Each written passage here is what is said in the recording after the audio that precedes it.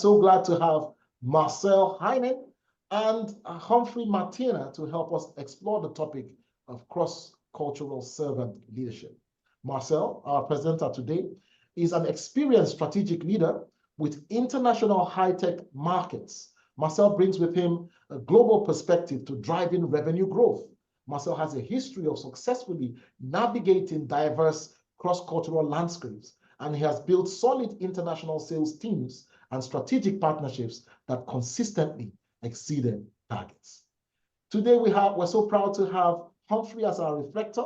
Humphrey is a director and consultant and coach at Health and Martina Consult BV. For decades, Humphrey has focused on understanding the culture of different people and coaching people to do the right things with energy. So Marcel will make his presentation, and then Humphrey will have 5 minutes to do a quick reflection. And after that, we will open the floor to all of us in the audience for questions. It is my pleasure to welcome you, Marcel, and Humphrey to this program. Marcel, over to you. Thank you so much. Okay, Aaron. Good morning. My name is Marcel Heijnen. Thank you so much for joining this webinar about cross-cultural servant leadership. So now I will start my presentation. Nowadays, leaderships become more complicated due to the globalization, and dynamic times requires even more dynamic leaders. The past 27 years, I've worked in several companies, family-owned, but also international companies. I've experienced that each manager is using their own leadership style, which is often top-down organized. Collaboration is often a challenge, but it becomes even more challenging when operating in an international environment with different cultures. The question I often ask myself is, why is this such a big challenge? Because I believe that working with cross-cultural teams, which are engaged, can bring potential added value. So, the content of this webinar is, the first part of my presentation is about servant leadership, the skills, differences, and comparison with traditional leadership. The second part, I will talk about cross-cultural influences, the implementation of servant leadership in your organization, and how to ensure quality. But first of all, I would like to challenge you and ask you, what kind of leader are you? Are you a servant leader or a traditional leader? So what is servant leadership? Leaders prioritize team and organization over personal goals, serving others first. As Robert Greenleaf said, a leader is a servant first, the servant as a leader. So it begins with a natural feeling to serve first and prioritizing others and the organization above yourself. That's the first goal you have to make when it starts. Good examples of successful companies who have adapted the servant leaderships are Starbucks, FedEx, and the Container Store. So, this is the servant leadership model, which contains the following 6 elements: share leadership, provide leadership, display leadership, value people, develop people, and build community. So, what are the characteristics of a servant leader? You have to be a good listener first, in the first place. Empathy, awareness, healing,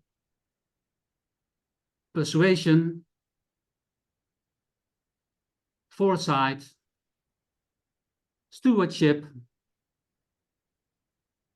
conceptualization, and of course you have to be commitment to growth with people, because you can do it not alone. this task. And you have to build community. These 10 characteristics are the toolbox of the servant leader. So this slide displays the differences between a traditional leadership, which is always top-down organized, top-down control, command, hierarchy, orders, and micromanagement. So top-down organized, from the CEO to the management to the employees, basically in terms of a mission, vision, tactical, strategic goals, translated to the operational goals. On the other hand, it's always top-down, as you can see. On the other hand, I cannot see it. Oh, yeah, I'm sorry. Servant leadership is bottom-up organized. The input from the employees will be used for the servant leader to fulfill and complete the mission, vision, tactical, strategic goals, which is a closed loop process and can be continuously developed because all stakeholders are involved, as you can see. So closed loop. So when we check on a review of literature, accordingly to research across private sectors, dynamic servant leaders outperform much better compared to traditional leaders, navigating better in complexity organizations and also driving positive change into organizations. So this is the very known and scientific model of the Hofstede, which displays the 6 cultural dimensions. So when you compare, for example, the Dutch culture versus the Japanese culture, the differences, you can find this tool within the Insights country comparison tool of Hofstede. Then you see a lot of differences. There are mainly differences, as you can see. So within the Japanese culture, the power distance is very high compared to the Netherlands. The motivational towards achievement and success is very high. Uncertainty avoidance is high. Long-term orientation and indulgence. On the other hand, in the Netherlands, the individualism is very high compared to Japan. So, but you can ask yourself, what does this mean? Is this challenging or empowering? From which point of view?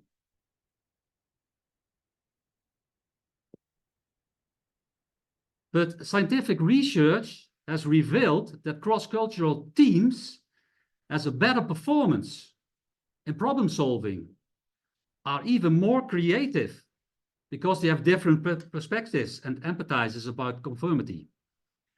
And they have a higher system flexibility. They have more solutions and demands in changing environments. It has been investigated in the positive effects of globalization within multicultural teams.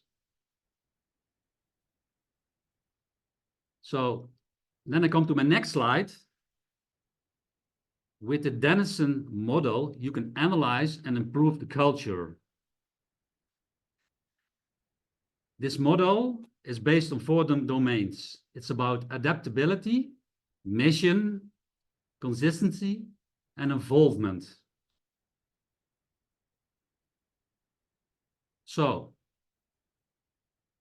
the organizational culture through underlying assumptions and belief,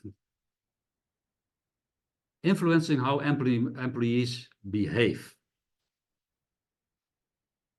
how people are decision making. You can download this model on the internet, and within 15 minutes you can get a good picture about the improvement and the culture of the organization.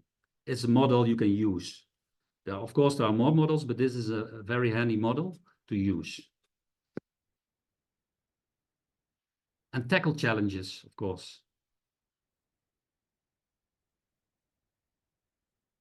So there are 7 steps for the Denison module to use.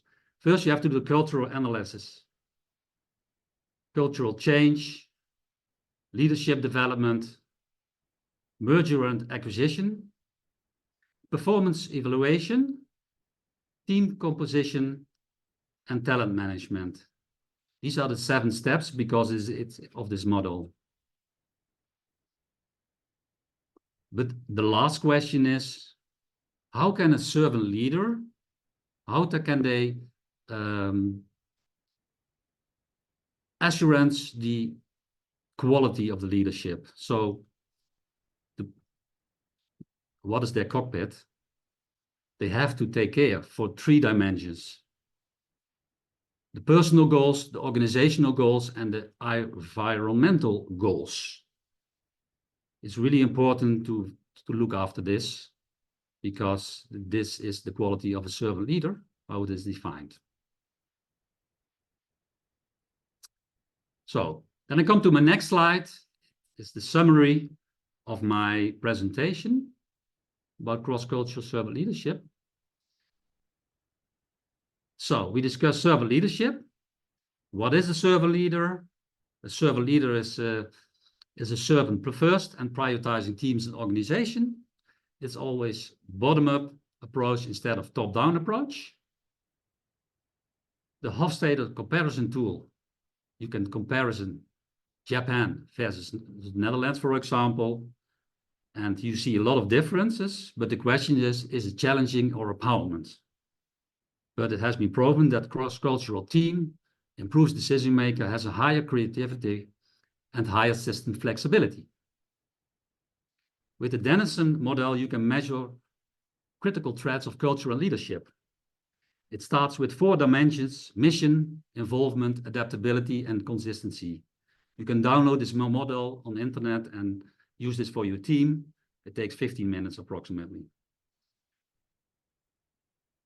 The Denison culture model has 7 steps: cultural analysis, cultural change, leadership development, merger and acquisition, performance evaluation, team composition, and talent management. Last but not least, very important, how can I secure quality of a servant leader? It's all about 3 dimensions. It are first the personal goals, organizational goals, and the environmental goals. You have to take this into your account, into your cockpit. So thank you very much. This was my presentation about cultural servant leadership. If you have any questions, please go ahead with your questions. Thank you very much, Marcel. Thank you very much, Marcel. Concise, but very, very impactful presentation. Right now, we're going to invite Humphrey to reflect on it. And afterwards, we will take questions from the floor. In the meantime, if you do have questions, please feel free to use the question and answer tab to send your questions, or you can put them in the chat. If you look at the bottom of your screen, you will see the questions and answer tabs, and you can send your questions there. Otherwise, you can put it in the chat box. And right away, we go over to Humphrey for his reflection. Humphrey, over to you. Okay, thank you so much. Good morning, everyone. Bon dia. First, I want to give a compliment to Marcel. It's a great thing to study with you, like study buddies, you know, on the university or playing in the ground, all around. Well, I do have appreciation for you. Because what I see that you are working in a Japanese organization, you are a Dutchman. So because I have to be very short now, using a model just the way you are doing, Kortenhagen by a reflection. The question is, how do you manage to be a servant leader in two cultures, the Japanese and the Dutch culture.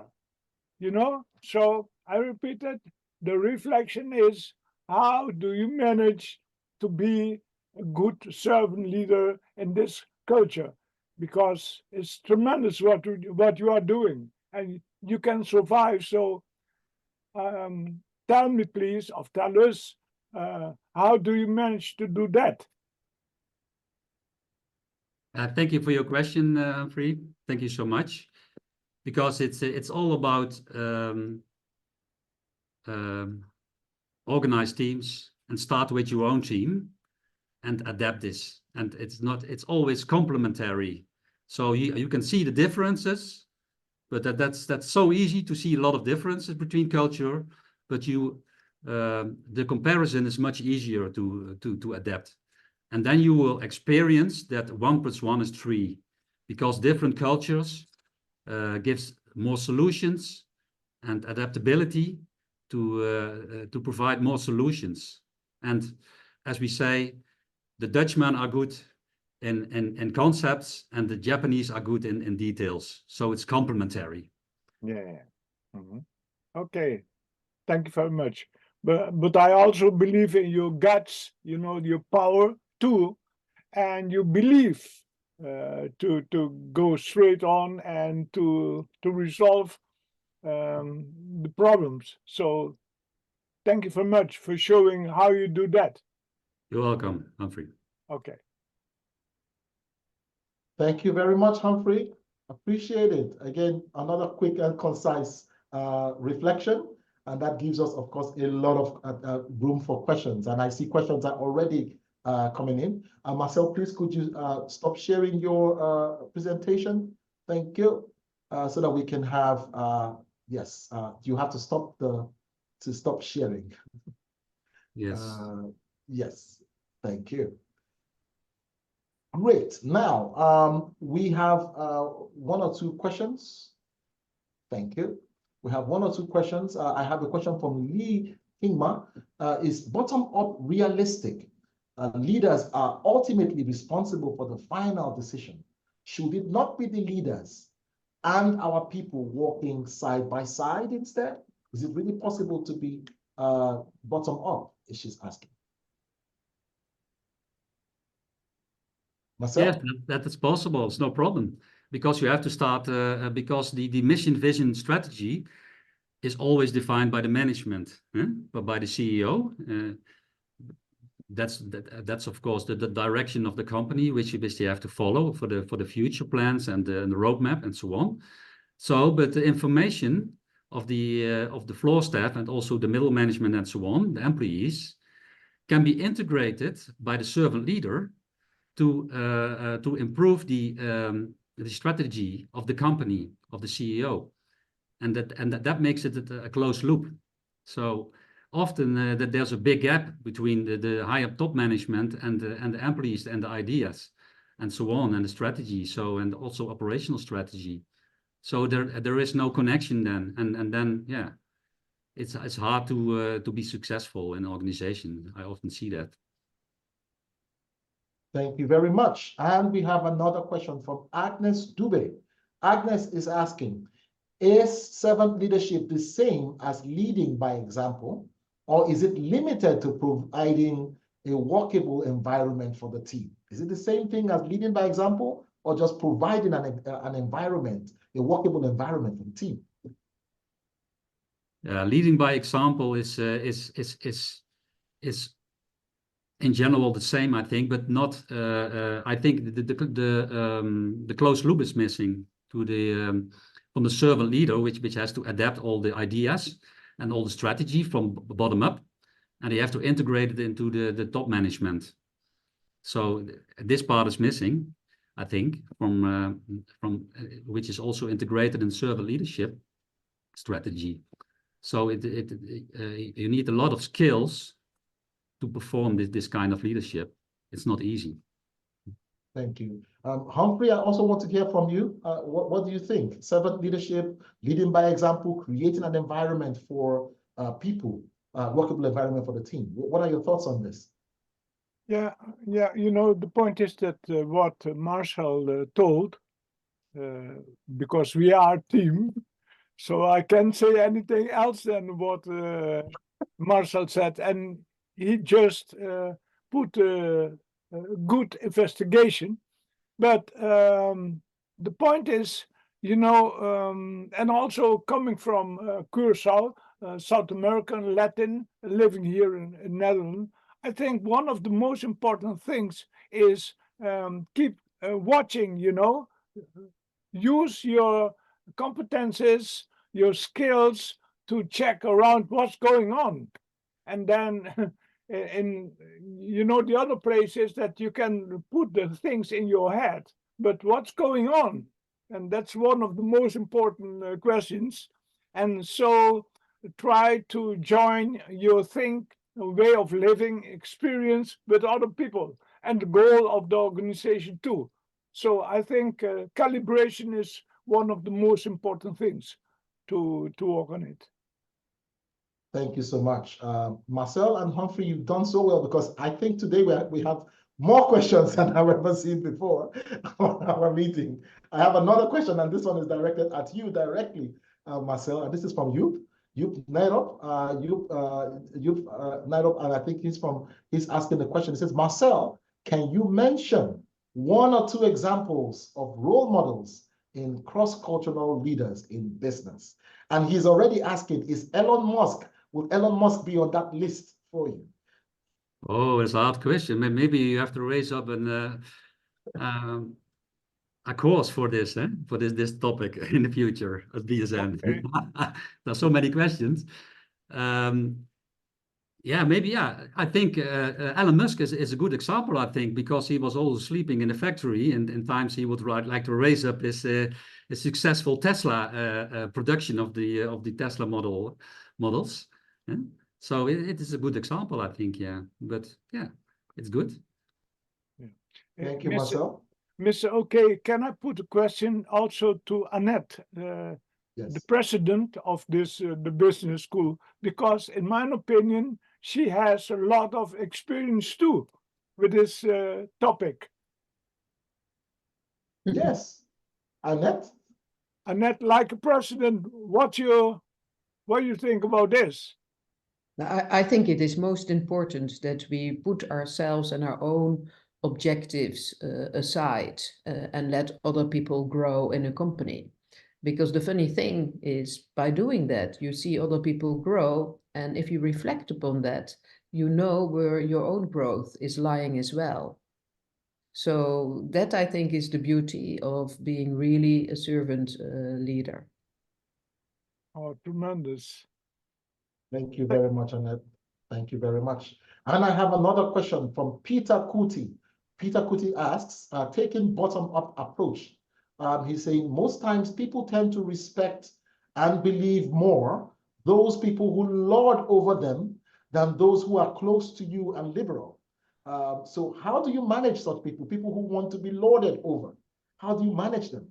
They don't want a servant leader. That's what he's saying. Some people don't want a servant leader. They want a boss. How do you manage those people? Yes, it's always important that you are, even you would like to have a boss, yeah? But that kind of people are also a boss. It's okay, so they can develop themselves also in this servant leadership model. So, and once they will adapt this kind of strategy, they will also see and experience that this is the other way around to be successful, because people who are involved in servant leadership, they will also adapt that they can develop themselves also in leadership. Even they are a worker, on each level, it's possible. So it involves them also for their career to development, their skills and so on. So, and sometimes, of course, it will be a challenge to translate all the strategies into from bottom up to the CEO. But once you are successful, and it will take time also sometimes to adapt this kind of servant leadership, and when you show this, and then slowly it will become more common to use in an organization. Cool. Humphrey, I have another question for you. Humphrey, I have this one for you. This is a paradox. The person is asking, how can a person be a leader and a servant at the same time? Is that not a paradox? You know, how do we, and this question is from Peter Ogukunle, who is dialing in from Abeokuta in Nigeria. Said, how can a person be a leader and a servant at the same time? How do you associate growth and get motivated to serve when they are being served and not being fully led? He says it's a paradox. Can a leader be a servant at the same time? Humphrey, what do you think? Well, I was going to ask you, what about the people in Africa? Because I'm brown, you know, mix of black, my father, and white, my mother. But okay, so I would like to ask you, learners, something about Africa, how they deal with this. Going to your question now, you know, I used to say to the student, to understand this, you have to dance salsa, you know. So going down at your own things, what you want to be a student, and at the other side trying to understand people, what the most important tools are. So dancing is, you know, going inside and going outside and all the way, and so keep your attention in what's going on. And it's not just one position, but you have to move and to be awake and to follow the situation, what's going on, and enjoy it. That's very important too. And like Annette said, that you know, growing up with your people, to enjoy the situation. Okay. Thank you very much, Humphrey. Yeah. So I will never forget that lesson, salsa. That leadership is like a salsa. Exactly. So we should have salsa lessons in the office. So that boy, the African dance, you know. Yeah. We need that. Yeah. So move on. Yeah. Yeah. Marcel, the next question. Next question I'm going to give to you, Marcel. Sorry. Yeah, can you tell us about the expectation in Africa? Maybe Lere, Bali can do that? How do people express a kind of servant leadership? It's okay in Africa? They accept it? Thank you so much, Humphrey. Yeah. There have been significant, because Africa has a mix of different colonial orientation, yeah, the British, the French, and the Lusophone countries. Yeah. The approach to leadership is slightly different from one country to the other. And somebody who had been privileged to manage across 32 different countries in Africa, I saw different culture. And within the same country, there are different culture as well. Overall, there appears to be the globalization is making more people to move towards what Marcel has presented, and that is more participative leadership. Yeah. Because our natural culture is archaic. And so some of us who have worked for multinational, we have a tendency to be a little bit more participative, more orientation towards servant leadership. Those who are the old generations, they have a tendency to be a little bit more bureaucratic. But in the business school Netherlands, we promote situational leadership. That means the best form of leadership is the one that looks at situation and uses bureaucracy where needed, coaching where needed, motivation where needed, and applies the right leadership for the right moment. Since we are working in a very volatile environment and change is the only constant. An individual has to therefore be managed, not on permanent basis, but on basis of his level of competency and his level of commitment. So for each person, you have to vary your leadership style for each one of them. Thank you. Yeah, thank you very much. Yeah, great. Thank you very much. Yeah. Thank you very much. I have 3 more questions, and I think these 3 questions are related. So I'm going to take them together. I see everybody is coming on the salsa leadership, salsa dance leadership, so that's good. So Marcel, you're going to have to write a book. Humphrey, you have to write a book about salsa leadership. I only do it with my brother Marcel, you know. So I have 3 questions here, and they are around implementing servant leadership. I'm going to read the 3 questions together, and I would like Marcel and Humphrey to just provide answers generally. These 3 questions are from Rashmi Sato, Jumoke Agbelusi, and Core Shepherds. The questions are around implementing servant leadership. Rashmi asks, how do you implement servant leadership when not all the employees are willing to come with suggestions or think outside their tasks? Jumoke is also asking a similar question. What are the winning strategies for building trust with a cross-cultural team setup? Because we are implementing servant leadership, there needs to be trust. And Core Shepherds is asking as well, have you found that by displaying servant leadership, you also encourage the development of leaders in other team members? So this is about implementation. I just want to get your view on this very quickly before our time is up. Marcel? Yeah, it's a big topic, of course, to explain in 5 minutes, but yeah, it's about trust. It starts with trust, mutual trust, and first you have to do some activities with your staff to have this mutual trust, and to adapt their ideas is very important. It starts with, so you have to be involved with your team. Otherwise, you will not be successful. It starts with involvement. So once they are involved, and then you can organize and start with some topics, ideas from with brainstorm sessions with your staff, and that information you can utilize to the higher management, translate into the mission, vision, and so on, strategy.